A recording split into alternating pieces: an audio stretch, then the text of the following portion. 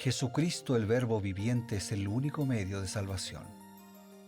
Él es el centro del pensamiento de nuestra vida, la fuente y la autoridad de la doctrina.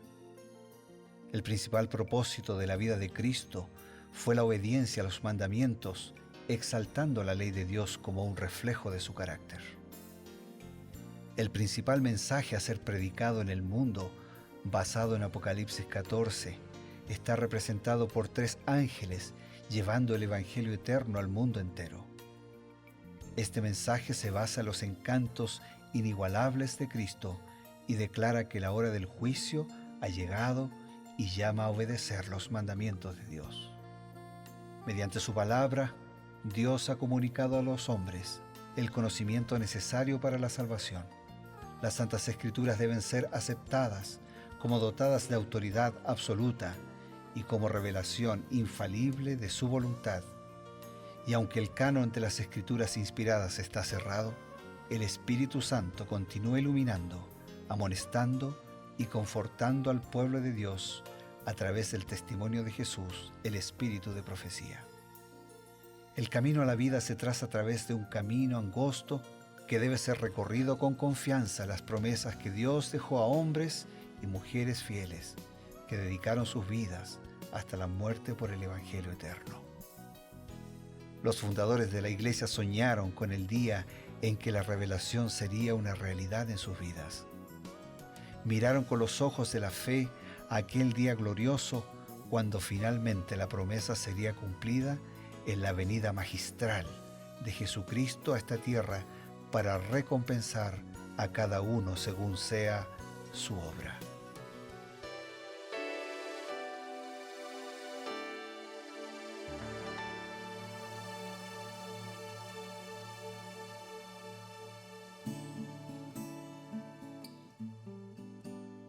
Como cada día, ese es un encuentro que tenemos pactado con el estudio de la palabra de Dios, la meditación, la reflexión diaria, basado en las Sagradas Escrituras y complementado con el espíritu de profecía, que no es otra cosa que los libros que escribió Elena White bajo la inspiración del Espíritu Santo. De la misma manera como fueron inspirados los profetas del Antiguo Testamento, los profetas de las Sagradas Escrituras también, el mismo tipo de inspiración recibió Elena White al escribir sus escritos, sus manuscritos, que los consideramos como el espíritu de profecía. Para esta reflexión que complementa justamente este estudio, tenemos como siempre al pastor Bruno Razo, quien nos trae el consejo inspirado. Con todo gusto, Pastor Eber, estamos juntos con todos nuestros amigos, con todos nuestros hermanos, porque creemos en aquella declaración bíblica que dice que creyendo en Dios estamos seguros y creyendo en sus profetas seremos prosperados. Pastor, nosotros estamos aquí inmersos en todo este libro que habla de la historia, mayormente del pueblo de Judá, que después de la división del reino, era uno solo hasta Salomón, pero luego viene Jeroboam, su hijo, algo que hemos aprendido ya en días pasados, ¿no es cierto? Y entonces era como un devenir, ¿no? Era como una ciclotimia. Habían reyes buenos y entonces la espiritualidad y la prosperidad estaban arriba, y habían reyes que se desprendían de la mano de Dios, como el rey del día de ayer, el rey Amasías, y ahora viene Usías, hijo de Amasías. ¿Y qué sabemos de él? Bueno, la Biblia nos indica que fue un rey que ayudó a la prosperidad, que era un hombre que buscaba la bendición de Dios. ¿Cómo nos amplía esto el espíritu de profecía? Muy bien. El largo reinado de Usías, también llamado Azarías, en la tierra de Judá y de Benjamín, fue caracterizado por una prosperidad mayor que la conocida bajo cualquier otro gobernante desde la muerte de Salomón, casi 2 siglos antes. Durante muchos años el rey gobernó con discreción. Gracias a la bendición del cielo, sus ejércitos recobraron parte del territorio que se había perdido en años anteriores. Se reedificaron y fortificaron ciudades y quedó muy fortalecida la posición de la nación entre los pueblos circundantes. El comercio revivió, afluyeron a Jerusalén las riquezas de las naciones. La fama de Usías se extendió lejos porque se ayudó maravillosamente hasta hacerse fuerte. Quiere decir que Usías de alguna manera se direccionó de acuerdo a la voluntad de Dios, ¿no? Y eso trajo prosperidad, ¿no? ¿Qué relación hay entre la bendición de Dios y la prosperidad material? Siempre, o sea, a ver, algunos piensan que el creyente no le falta nada o que nunca enfrenta problemas. Claro. David dice, joven fui, envejecido y no he visto justo desamparado, ni su descendencia que mendigue pan. Así que tiene bendiciones especiales de parte de Dios. Pero no significa eso que no tenga una enfermedad o que Claro. siempre tenga trabajo. Puedo enfrentar adversidades, porque la misma Biblia dice, muchas son las aflicciones del justo, pero de todas ellas te librará el Señor. Así que hay prosperidad en Dios, pero también hay dificultad. Por ahí tengo que atravesar un horno de fuego, Claro. pero alguien va a estar conmigo en medio del horno, así como pasó con los 3 jóvenes amigos de Daniel. Qué lindo. Realmente, volviendo a Usías, entonces, el secreto de su prosperidad fue que él buscó a Dios, ¿no? Por lo menos en gran parte de su reinado. Tristemente, aparecen como sombras algunos actos de estos hombres que podrían terminar su biografía con una nota alta, pero de pronto parece que el poder se le subió a la cabeza y un día viene el sacerdote, el profeta, y le dice, mira, tú estás empezando a actuar mal. Él había usurpado ciertas funciones, además de las funciones de administración, él quería las funciones religiosas, ¿no? E incluso había hecho funciones como si fuera el sacerdote. Y finalmente esto le trajo consecuencias, ¿no? ¿Qué nos cuenta la inspiración de esto? Nosotros leemos también en declaraciones de Elena de White lo siguiente: el pecado que tuvo resultados tan desastrosos para Usías fue un acto de presunción. De paso, ¿qué es la presunción? Es lo opuesto a la fe, ¿no? Claro. O sea, parece ser fe, pero en realidad no es fe. Cuando Jesús fue tentado, él pudo haber cometido el pecado de presunción. Claro. Dice, échate abajo porque él dice que te va a cuidar en todos los caminos. El diablo citó parte del pasaje. Claro. Es en todos los caminos siguiendo la voluntad de Dios, ¿no? Pues, Pero no por eso tenía que... O sea, yo puedo manejar un auto y pedir que Dios me bendiga y me cuide en el viaje, ¿no? Y eso es fe. Ahora, si yo oro y cierro los ojos y manejo, eso es presunción. claro. Asumir que Dios va a cuidarte a pesar de lo que hagas. Sí. Eso no está bien. Entonces, el pecado que tuvo resultados tan desastrosos para Usías fue el acto de presunción, violando una clara orden de Jehová de que ninguno, sino los descendientes de Aarón, debían oficiar como sacerdote. El rey entró en el santuario para quemar sahumerios en el altar.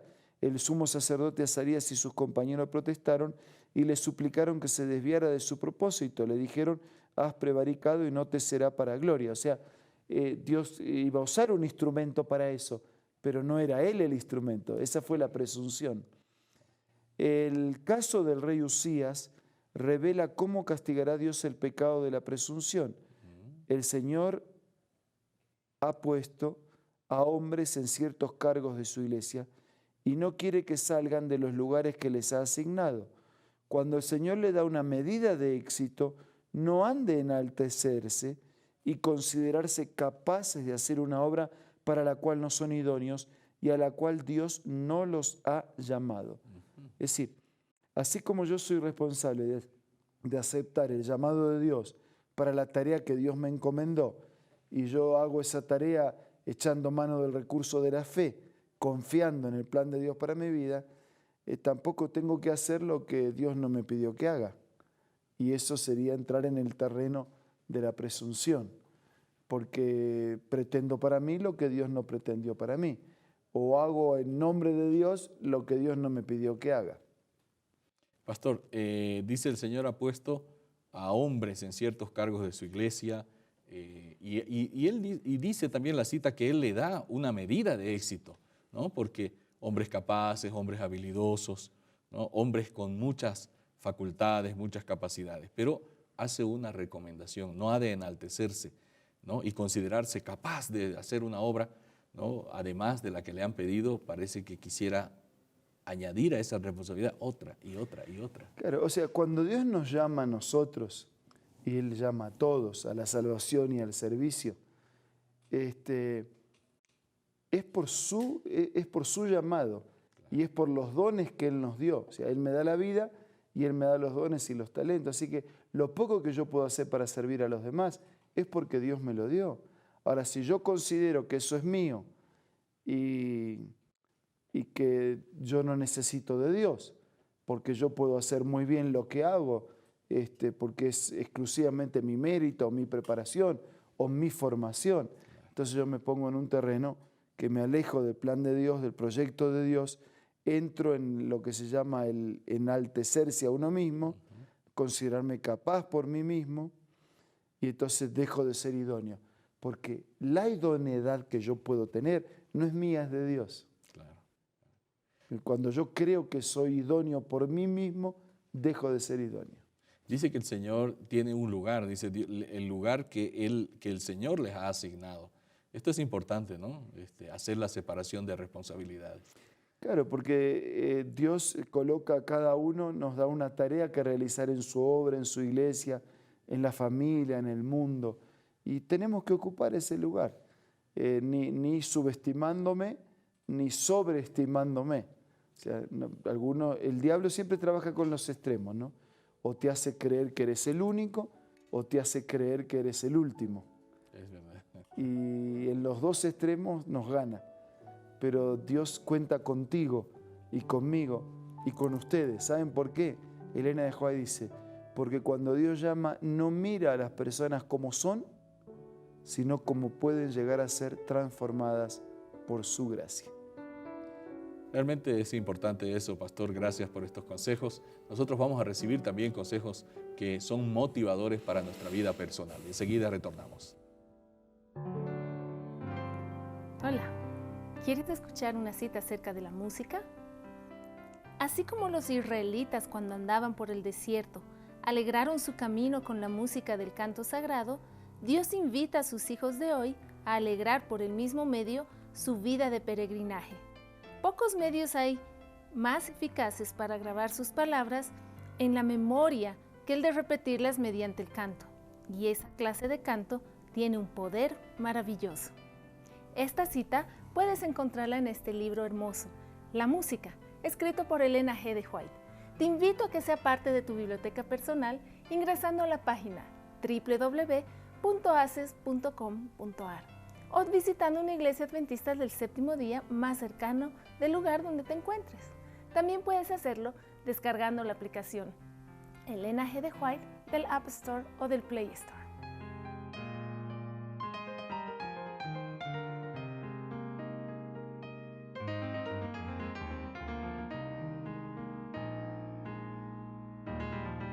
Volvemos, gracias por estos consejos y ahora vamos a tener el momento para recibir una invitación, un llamado a nuestra vida y también la bendición del Señor. Todos nosotros somos llamados y privilegiados por parte de Dios con talentos, con dones, con oportunidades, con desafíos que podamos entender siempre que provienen de Dios, depender de Él y utilizarlos a su servicio en beneficio de nuestros semejantes. Ahora vamos a orar. Señor, queremos comunicarnos contigo para darte gracias por los dones, por la influencia, por la preparación, por la educación que tú nos has dado. Y te pedimos que nos bendigas para que podamos utilizarla en favor de los semejantes, siempre a tu servicio, motivados por el amor, por hacer lo mejor para ti, que puedas abrazar fuertemente a todos nuestros amigos y hermanos y darnos hoy una experiencia feliz, una experiencia fiel y victoriosa. Lo pedimos, lo agradecemos, en el nombre de Jesús. Amén. Amén. Esto ha sido Creed en sus profetas. Nuestro reencuentro el día de mañana a través de Nuevo Tiempo.